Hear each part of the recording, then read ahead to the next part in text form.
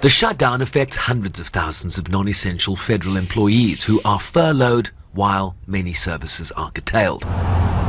From national parks to museums, among others, most federal workers and members of the military will not be paid until the shutdown is over, as both major parties dig in. What we will not do is support a partisan Republican spending bill that continues to gut the health care of the American people.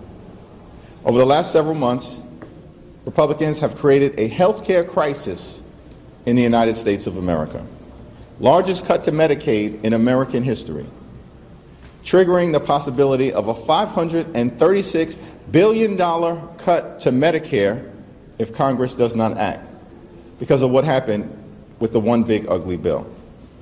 Republicans have refused to extend the Affordable Care Act tax credits, and as a result of that, millions of working-class Americans are going to experience skyrocketing premiums, co-pays, and deductibles at a time when America is already too expensive. Republicans have signaled a willingness to engage on Democratic healthcare concerns, but only when the government is reopened, as they seek support from Senate Democrats to reach the 60-vote threshold to pass a clean continuing resolution that would fund the government at existing levels until November 21st. What they have done instead is to shut down the government because we won't give billions of dollars to healthcare funding for illegal aliens. That is what has actually happened. To the American people who are watching, the reason your government is shut down at this very minute is because, despite the fact that the overwhelming majority of congressional Republicans and even a few moderate Democrats supported opening the government, the Chuck Schumer AOC wing of the Democratic Party shut down the government because they said to us, we will open the government, but only if you give billions of dollars of funding for health care for illegal aliens. That's a ridiculous proposition. U.S. law prohibits undocumented immigrants from gaining access to federal health care benefits, as both sides seek to shape the narrative in this high-stakes political standoff. Both parties have factions that really want to fight here. And the first thing leaders have to do is to demonstrate to those factions that they're fighting.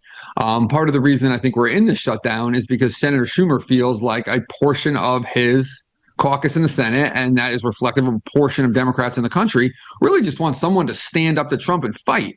And so demonstrating that fight is going to be stage one of this. And whether that lasts a day, 2 days, 3 days, or 5 days, that will come to an end, and people who just want to fight will be satisfied that you've shown some mettle here.